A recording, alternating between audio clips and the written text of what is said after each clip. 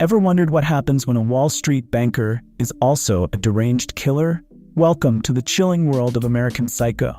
Directed by Mary Harron and starring Christian Bale, this 2000 cult classic exposes the life of Patrick Bateman, a man with a taste for designer suits and a dark side that makes horror movies look like fairy tales. Stick around as we explore the twisted psyche of Patrick Bateman. Trust me, you won't want to miss this. In the beginning of the film, we meet Patrick Bateman, Craig McDermott, Timothy Bryce, and Davy Van Patten, all gathered at an upscale restaurant. They discuss their colleague, Paul Allen, who has recently landed a significant account with a major client. It becomes clear that they are all somewhat envious and resentful of Paul's success. After their meal, the group heads to a nightclub. At the bar, Patrick attempts to order drinks but is told they only accept cash. He pays with cash and starts drinking. As the bartender turns away, Patrick mutters that he fantasizes about killing her and playing with her blood. The loud atmosphere of the club ensures that his dark thoughts go unnoticed. The scene shifts to Patrick's apartment, where he describes his meticulously planned life. He revels in his luxurious lifestyle, dining in high-end restaurants and indulging in expensive hobbies. Patrick's obsession with cleanliness and order extends to his own appearance and his surroundings.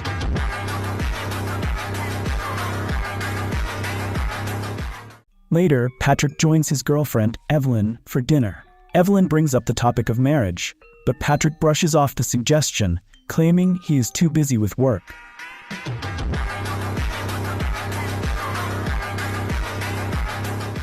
At the table, Patrick comments that he suspects his friend Bryce and Evelyn are having an affair. He also hints that Evelyn might be aware of his own affair with his best friend Courtney.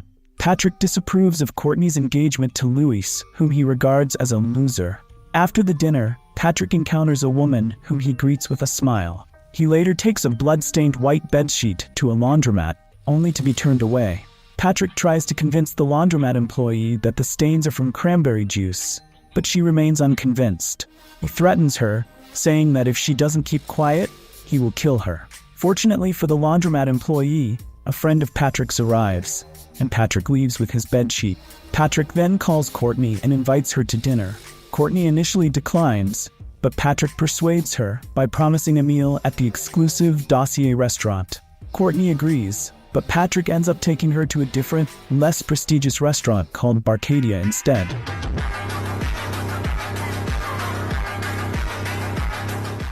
The following day, Paul Allen, you might know him as the best joker in Hollywood industry. He mistakes Patrick for Marcus Halberstam, another colleague who bears a striking resemblance to Patrick. Patrick allows the confusion to continue, knowing that in their competitive work environment, people often harbor jealousy and resentment. Patrick is particularly annoyed by Paul's recent achievement with the Fisher account. At a lunch meeting, Paul mentions that he has reserved a table at Dossier. This news fuels jealousy among Patrick, Bryce, and others, leading Patrick to flaunt his own new business card to outshine Paul's. The competition intensifies, and Patrick, Bryce, and Ben compare their cards to Paul's, discovering that Paul's card is superior. Enraged by the comparison, Patrick later kills a homeless man in a deserted alley to vent his frustration. The next day, while getting his hair cut, Patrick reflects on his increasing desire to kill and his overall sense of disconnect from humanity. He describes himself as having the appearance of a normal person, but with a deep-seated greed and disgust. The narrative shifts to a Christmas party, where Patrick invites Paul to dinner. During their conversation, Paul jokingly says he might need to kill Patrick to reveal the secret of the Fisher account. After a few drinks, Paul asks Patrick about his girlfriend Cecilia, who is Marcus Halberstam's former partner.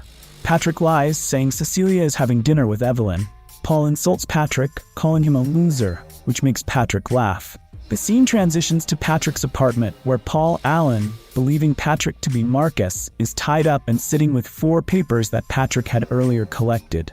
Patrick stands behind Paul, shares his favorite song, and lovingly calls Paul's name. When Paul turns around, Patrick attacks him with an axe, killing him.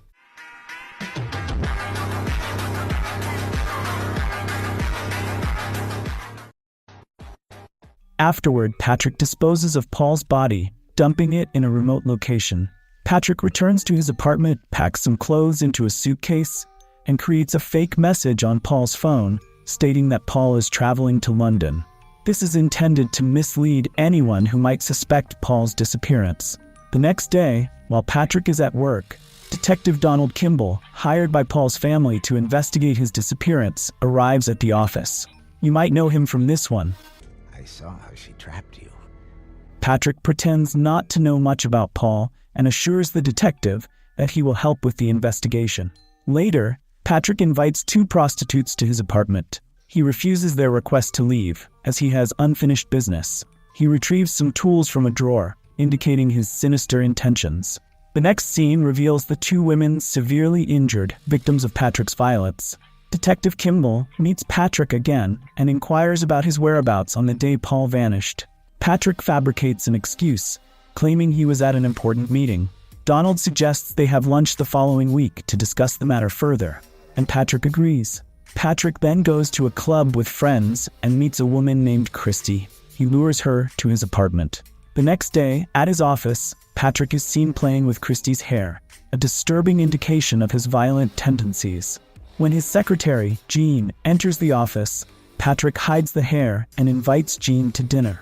Jean is intrigued by the restaurant's name, Torsia, but Patrick pretends he has a reservation, which he does not.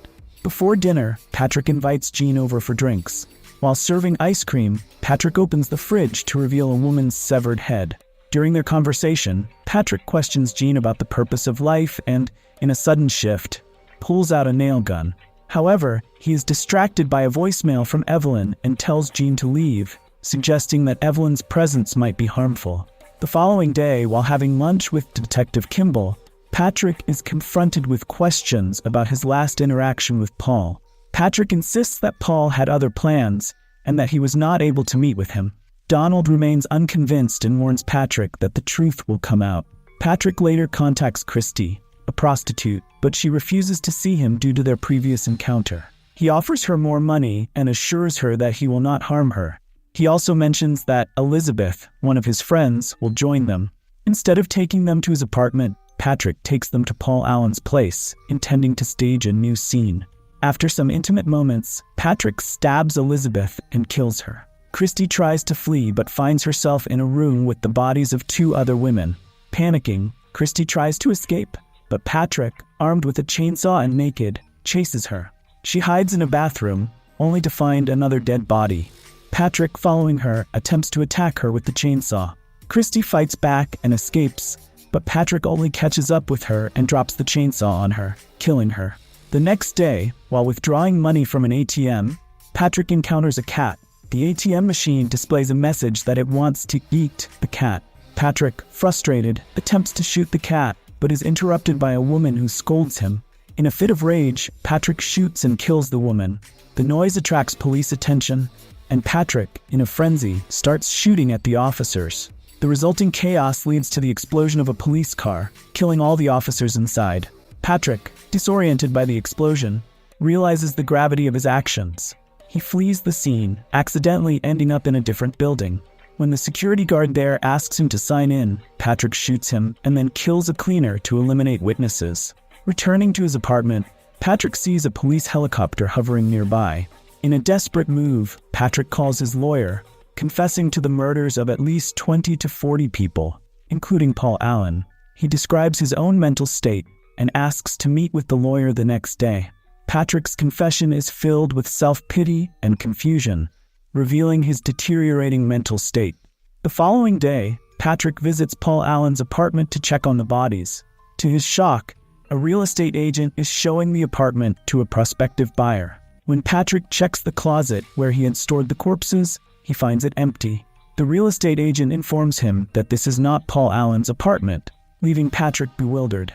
Patrick then meets with his lawyer, Harold, who dismisses Patrick's claims as impossible. Harold reveals that he had recently dined with Paul Allen, further confusing Patrick.